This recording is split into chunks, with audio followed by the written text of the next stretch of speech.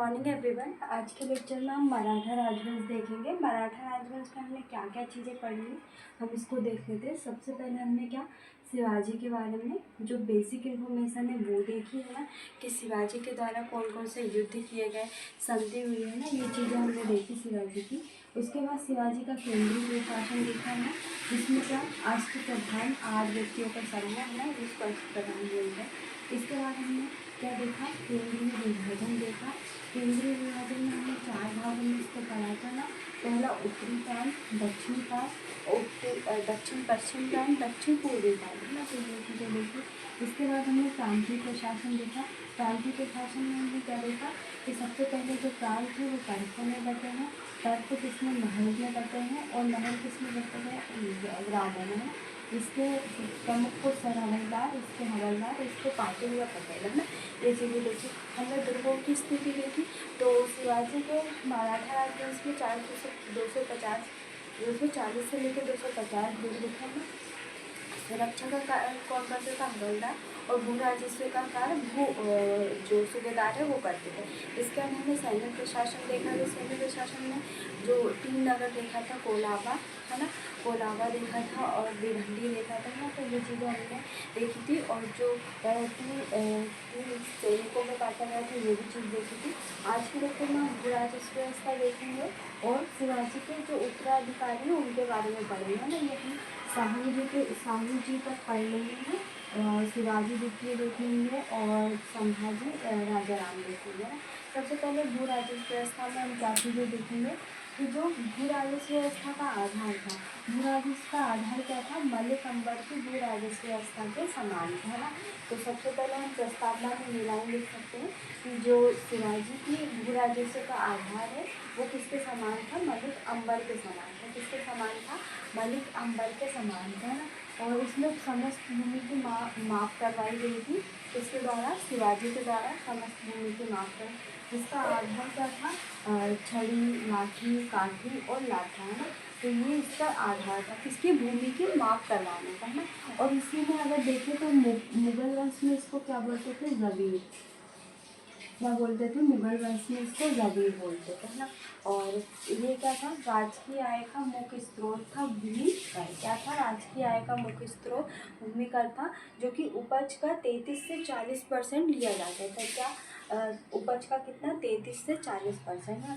इसमें मुख्य रूप से 2 कर थे, एक तो चोट था और एक सरदेश मुक्त था ना। तो हम देखेंगे ये 2 मार्क्स में आ सकते हैं आपके, तो चोट का पूछ लेंगे और सरदेश मुक्त का ना, और ये ओवरऑल आपका 7 मार्क्स में आ सकता है। कि भू राजस्व व्यवस्था के बारे में लिखिए शिवाजी की। तो चौथ में क्या आ जाएगा, पड़ोसी राज्यों की आय का 1/4 भाग दिया करते थे। किसकी, सबसे पहले हमारे ये रहेगा कि चौथ शिवाजी के समय प्रमुख कर है ना। और इसमें भी हमारा यही पॉइंट रहेगा कि शिवाजी के समय प्रमुख कर है ना, भूमि कर। इसके बाद ये रहेगा कि पड़ोसी राज्य से लिया जाने वाला कर, और उपज का 1/4 भाग, किसका, उपज का 1/4। और इसके बाद ये कितना, 10% है ना, कितना भाग दिया जाता है, 10% सरदेश मुख का। तो हमने चोट पढ़ लिया और सरदेश मुख है ना। अब हम शिवाजी के उत्तराधिकारी के बारे में पढ़ेंगे। तो शिवाजी के बाद कौन आया था, संभाजी। ये भी हमारे 2 मार्क्स में ही आएंगे, ज़्यादा इसमें कोई भी उत्तराधिकारी ज़्यादा मार्क्स में नहीं आ सकते। तो संभाजी, इनका टाइम पीरियड लिख देंगे 1680 से 1689 तक इनका शासनकाल रहा। और इन्होंने क्या किया था, प्रमुख इनके सामने क्या घटना हुई थी, तो अष्टप्रधान का विघटन किया था। तो सबसे पहला हमारी संभाजी की लाइन क्या रहेगी कि शिवाजी के उत्तराधिकारी, और टाइम पीरियड लिख देंगे 1680 से 1689 है ना। और अष्टप्रधान का विघटन किया, और राजा राम 1689 से 1700 ईस्वी 2 मार्क्स में राजधानी जिंजी और बाद में सतारा है ना। जिंजी और बाद में क्या बन गई थी, सतारा है ना। तो हम ये लिख सकते हैं कि राजधानी परिवर्तन जिंजी और बाद में सतारा। और इन्होंने क्या किया था, नए अधिकारी की नियुक्ति की थी, जिसका नाम क्या था, पंत प्रतिनिधि का गठन किया था, जो कि पेशवा के बाद का पद था ना। और अष्टप्रधान में से अब ये कितने हो गए थे, 9 व्यक्ति हो गए थे। अष्टप्रधान में अब शामिल कितने हो गए थे, 9 व्यक्ति शामिल हो गए थे, जो कि नवा कौन था, पंत प्रतिनिधि है ना, जिसको किसने किया था सृजन, राजा राम के द्वारा, है ना। तो इनका 2 मार्क्स में हम लिख सकते हैं। इसके बाद शिवाजी द्वितीय आए थे। शिवाजी द्वितीय की बस पत्नी का नाम लिखने वो इम्पोर्टेंट है, ताराबाई, है ना।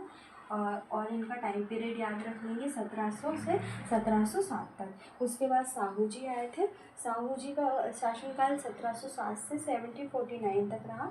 और इनके समय 2 राज्यों में विभाजित था प्रशासन। एक तो सतारा में किसका शासन था, साहू जी का। और कोल्हापुर में कौन शासन कर रहा था, ताराबाई, जो कि किसकी पत्नी थी, शिवाजी द्वितीय की, है ना।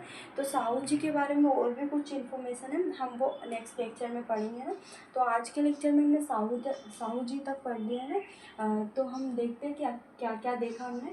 भू राजस्व व्यवस्था देखी, जिसका आधार क्या है, मलिक अंबर की भू राजस्व के समान है। किसके, मलिक अंबर के भू राजस्व के समान है। इसमें जो समस्त भूमि की माप करवाई गई थी भू राजस्व में, जिसका आधार छठी, लाठी, काठी और लाठा, है ना। और मुगल काल में इसको क्या बोलते थे, जबीर, है ना। तो इसमें हम कोष्टक में लिख सकते हैं कि मुगल काल में इसको जबीर बोलते हैं। और राजकीय आय का मुख्य स्रोत क्या था, भूमिकर। क्या था, भूमिकर, जो कि उपज का 33 से 40% होता था। क्या होता था, उपज का 33 से 40%। और मुख्य रूप से 2 कर लगाए जाते थे, एक जोत और एक सरदेशमुख, है ना। इसको हमने देख लिया 2 मार्क्स में कि शिवाजी के शासनकाल में प्रमुख कर और पड़ोसी राज्यों की आय से लिया जाने वाला 1/4 भाग, और सरदेशमुख 10% भाग, है ना। इसके बाद हमने उत्तराधिकारी देखे, जिसमें संभाजी का पड़ा, टाइम पीरियड देखा, और इन्होंने क्या, अष्टप्रधान का विघटन किया, है ना।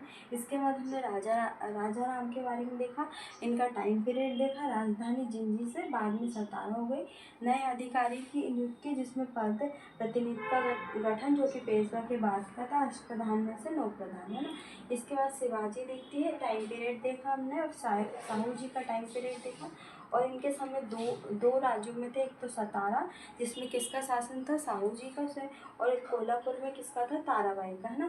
तो ये किसकी पत्नी थी, शिवाजी द्वितीय की, है ना। तो हमने यहाँ तक देख लिया। नेक्स्ट लेक्चर में हम इनके आगे के जो उत्तराधिकारी है शिवाजी के, उनके बारे में पढ़ेंगे। और उसके बाद सिर्फ एक उत्तराधिकारी के बारे में पढ़ना है। फिर उसके बाद पेशवा का पद पेशवा बाजीराव का जो पेशवा का पद है वो समाप्त हो गया था, और शिवाजी का पद समाप्त हो गया था। उसके बाद पेशवा का पद स्टार्ट हो गया था। हम इस चीज़ को देखेंगे, है ना। तो मैं ये नेक्स्ट लेक्चर में आपको वहाँ से हम स्टार्ट कर देंगे।